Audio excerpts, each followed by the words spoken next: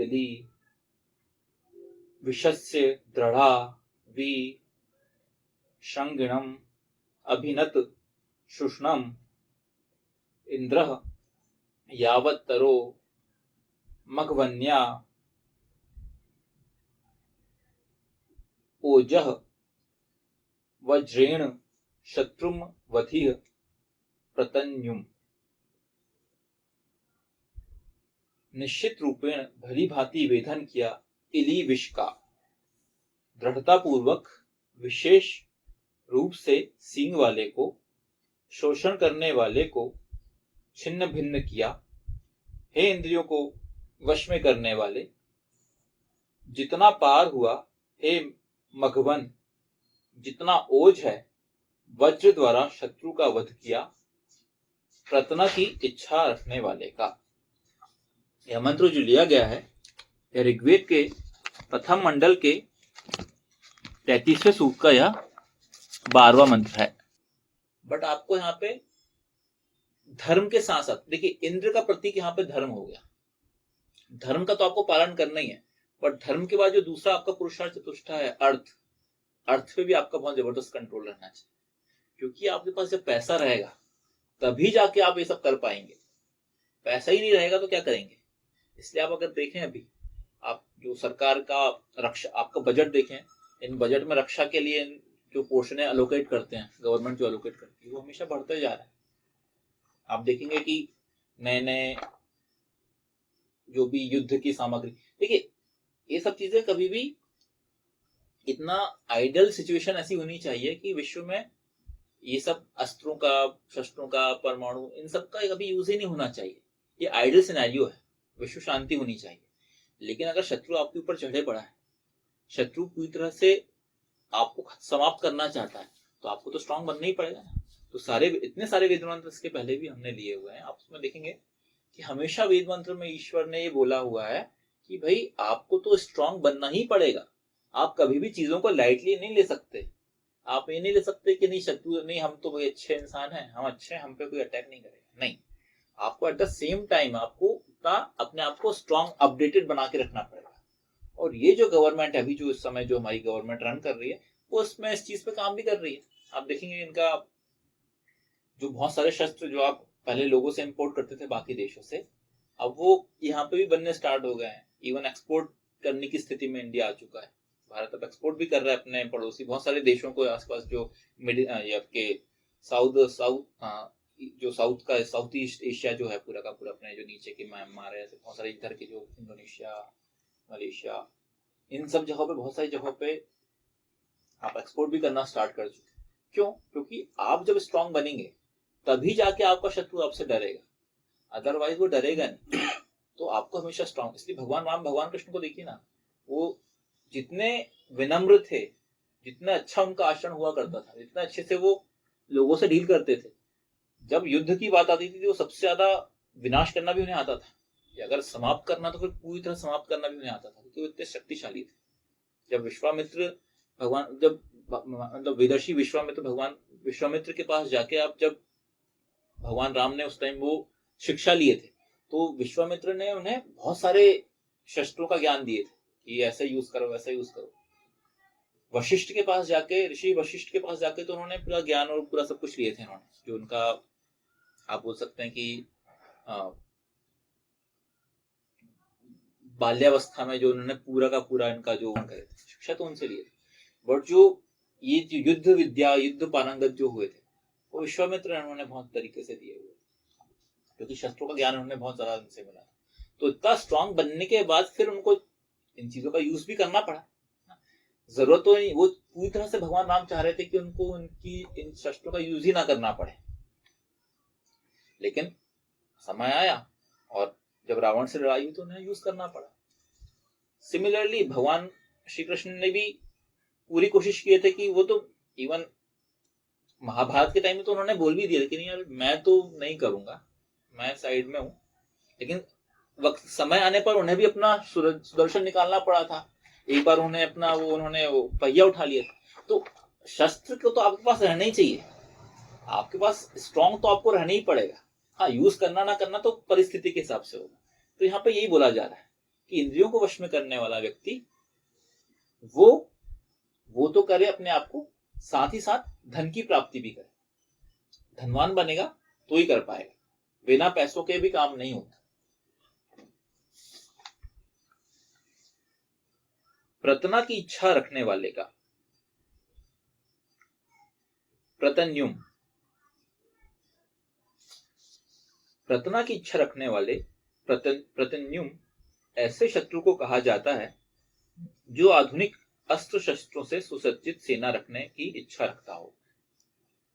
अत्याधुनिक अस्त्र शस्त्रों का प्रयोग करने वाली जल, थल और नभ सेना जिस दुष्ट शत्रु के पास हो, उससे किसी प्रकार के शांति प्रस्ताव की आशा नहीं की जा सकती। उसके साथ पूर्ण शक्ति से पेश आने की जरूरत है। अतः ऐसे शत्रु का वध करने में कहीं कोई हिचकिचाहट नहीं होना चाहिए। प्रतन्युम, प्रतन्युम एक चौथा तरीके का शत्रु आ गया। मतलब क्या? ऐसा शत्रु को कहा जाता है जो पूरी तरह से टेक्नोलॉजी इनेबल्ड है, अपने शस्त्र, अस्त्र शस्त्र, उसकी सेना सबसे ज्यादा स्ट्रांग रखना पसंद करता है। अब हम अपने पड़ोसियों को देख सकते हैं, भले खाने का पैसा आपके पास ना हो, लेकिन पूरी तरह से हम अपनी सेना पे और अपने शस्त्रों पे, अस्त्रों पे यहाँ वहां से कर्जा ले लेके, चाइना अमेरिका से कर्जा ले लेके हम अपनी शस्त्र को एकदम सुसज्जित रखेंगे, हमारी सारी सेना को स्ट्रांग रखेंगे। भले सेना को खाना खिलाने का पैसा नहीं है, सरकार जनता को खिलाने का पैसा नहीं है, लेकिन ये है। तो इस तरीके के भी हैं। तो ये उसी तरीके का शत्रु है प्रतन्युम, कि जिनको खुद के लाले पड़े हुए हैं, लेकिन उन्हें हमेशा अपडेट रहना है। और अपडेट रहने के लिए फिर क्या करना है उन्हें? ऐसे, यहाँ ये बोला गया कि ऐसे जो शत्रु होते हैं, ठीक है, वो हमेशा ही तैयार रहते हैं। उनसे आप कितनी शांति की प्रस्ताव की आशा कर लें, आप उनसे कर ही नहीं सकते। आपको सोचोगे कि आप देखिए ना, इसके पहले भी हर एक गवर्नमेंट, हम किसी गवर्नमेंट को सपोर्ट है वो नहीं करते कि इसकी वो करते हैं, बस आप देखेंगे हर एक गवर्नमेंट, हर एक प्रधानमंत्री जो भी आया, उसने कोई ना कहीं कोशिश ये किया कि पड़ोसियों के साथ आपके संबंध अच्छे हों। किसी ने भी, आज के जो पीएम हो या पहले के भी पीएम, सबसे देखिए हर किसी ने एक कोशिश जरूर किया कि यार, भले किसी की भी गवर्नमेंट हो, भले कांग्रेस की गवर्नमेंट हो या आज बीजेपी की गवर्नमेंट हो, ऐसा नहीं कि बीजेपी वालों ने कभी भी शांति के लिए नहीं करा ना। अटल बिहारी वाजपेयी का अगर आप नाम लेंगे या आप नरेंद्र मोदी जी का नाम लेंगे, इनका जिनका भी नाम लेंगे आप, सब लोगों ने भी, ऐसा नहीं है, उन्होंने भी पूरी कोशिश की कि शांति हो, शांति के लिए काम किया जाए। इवन बर्थडे के दिन पहुंच गए, बेटी की शादी थी क्या, तो कुछ तो था, बेटी की शादी थी, खुद का बर्थडे था, मतलब ऐसे इवेंट्स में पहुंच के आपने उनको बात किए, उनसे मतलब शांति का प्रस्ताव करे। लेकिन अल्टीमेटली क्या होता है? अल्टीमेटली ये प्रतन्युम जो होता है शत्रु, ये नहीं सीखता, ये कभी भी शांति नहीं चाहेगा, ये हमेशा चाहेगा कि भाई चीजें गड़बड़ हो। तो ये वेद मंत्र ये बता रहा है कि, इसलिए आप देख सकते हैं कि वेद मंत्रों में जो बात कही गई है, ठीक है, वो भले आप कितनी शांति की कोशिश कर लेना, अगर वो उस तरीके प्रतन्युम वो है तो वो नहीं सुधरेगा, तो आपको उसके लिए तैयार रहना ही पड़ेगा। इसलिए आप देखेंगे कहीं पे भी, किसी भी वक्त अगर आपसे थोड़ी भी चूक होती है तो कुछ ना कुछ घटना घटती है। तो अभी जो पिछले टाइम में जो घटना घटी थी, वो क्या थी? एक छोटी सी चूक, थोड़ा सा भी एक आपका मतलब आपसे कहीं पे भी हल्का सा अपने थोड़ा सा भी नजरअंदाज करे, या आप कहीं पे भी आपसे चीज छूट गई, वहीं पे वो तुरंत ही कुछ ना कुछ कर देते। इसलिए 24/7 एक्टिव रहने की आवश्यकता है।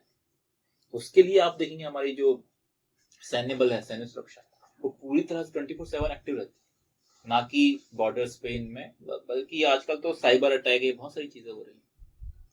साइबर अटैक से भी बहुत सारी चीजों को की जा सकती है। आप अगर आपको कि जो आपके अत्याधुनिक वो हैं, सारे जितने भी हथियार वगैरह हैं, इनमें भी क्या टेक्नोलॉजी का बहुत यूज किया गया है। अगर वो टेक्नोलॉजी को हैक कर दिया आपने, तो हो के पता चला आपके बैठे बैठे ही आपका बम फट गया वहीं पे। ऐसा भी कर सकते हैं कि अपनी मिसाइल को वहीं पलटा दिया उन्होंने। तो ये सब चीजें हैं। तो आपको हर एक फील्ड में बनना पड़ेगा। तो हर एक फील्ड में बनने के लिए क्या करना पड़ेगा? उतना आपको अपने आप की टेक्नोलॉजी को भी अपग्रेड करना पड़ेगा। टेक्नोलॉजी अपग्रेड करने के लिए क्या चाहिए? वैसा मैन पावर चाहिए, और वैसा पैसा चाहिए। बिना धन के तो कुछ हो नहीं रहा। इसलिए आप देखेंगे कि बहुत सारा पैसा आप अपने बहुत सारे ऐसे जो राष्ट्र हैं जो कि शक्ति संपन्न है उनसे आप फिर डील करते हो। आप देखेंगे बीच बीच में डील होती रहती है कि ये विमानों की डील हो गई, ये इनकी डील हुई, क्यों होती है? और फिर बोला जाता है कि ये क्यों कर रहे हैं, ऐसा क्यों कर रहे हैं, हर चीज में क्वेश्चन मार्क किया जाता है। लेकिन पॉइंट यही है, इन सब चीजों की आवश्यकता पड़ती भी तो है समय समय पे, क्योंकि इस तरीके के जो चारों तरीके के शत्रुओं की बात करें हमने यहाँ पे इस मंत्र में, 3 और ये चौथा प्रतिबिंब हो गया, ये यही है। तो पॉइंट, अल्टीमेट पॉइंट यही है कि आपको ये जो पूरा वेद मंत्र का जो संक्षेप में सारांश है वो यही है कि ये 3-4 टाइप के जो शत्रु जो होंगे, ठीक है, इनको आप लाइटली नहीं ले सकते और आपको हमेशा अग्रेसिव होना पड़ेगा इनके लिए। इन्हें ढूंढ के समाप्त करना पड़ेगा, बिलों में जा जाके इन्हें ढूंढ के समाप्त करो, इनके सींगों को हटाओ, और जो ऐसे छुप छुप के बैठे हुए हैं आपके अंदर, आपके देश में, आपकी जगह पे, उनको ढूंढ ढूंढ के निकाल के उन्हें हटाओ। और फिर प्रतन्युम जो है वो तो है ही, वो तो आपके लिए हमेशा तैयार है, लड़ने के लिए तैयार है, तो उनसे लड़ने के लिए आपको भी हमेशा तैयार रहना पड़ेगा। तो ये वेद मंत्र आज भी पूरी तरह से, आज की परिस्थितियों में भी पूरी तरह से फिट बैठता है, और इस वेद मंत्र के हिसाब से ही सरकारें हुई या जो भी है उन्हें इस तरीके से काम करना चाहिए। आप पहले के जो सरकारें होंगी, जो भी होंगी, जिन्होंने बहुत लाइटली लिया होगा इसमें शत्रुओं को, तो उसके कारण हमें फिर अपने देश को भी फिर ऐसी, मतलब आप देखेंगे कि यहाँ पे भी अशांति होती है, क्योंकि फिर शत्रु अगर बढ़ने लगता है तो फिर आप देखेंगे अशांति फैलती है। और अगर आप स्ट्रांग हैं, आप इन सबसे डील कर सकते हैं, तो आप देखेंगे देश में शांति रहेगी, शत्रु को आप समाप्त करते रहेंगे, उनके भी हौसले पस्त होते रहेंगे। तो वेद मंत्र में सही तरीके से आसन करने का तरीका यही होगा, इंद्र को धन संपन्न बनना पड़ेगा और अपने शत्रुओं को समाप्त करना पड़ेगा। निश्चित रूपेण भली भांति वेधन किया इली विष का, दृढ़ता पूर्वक विशेष रूप से सींग वाले को, शोषण करने वाले को छिन्न भिन्न किया, हे इंद्रियों को वश में करने वाले, जितना पार हुआ हे मघवन, जितना ओज है, वज्र द्वारा शत्रु का वध किया, प्रतना की इच्छा रखने वाले का। ओम ओम न्या विद्युदिली विषस्य दृढ़ावि शंगिणम अभिनत शुष्णम इंद्रः, यावत तरह मघवन, यावत ओजः वज्रेण शत्रुम अवधीय प्रतन्युम। वैदिक पर्सपेक्टिव के इस YouTube चैनल को सब्सक्राइब करें, वीडियो को लाइक व शेयर करें।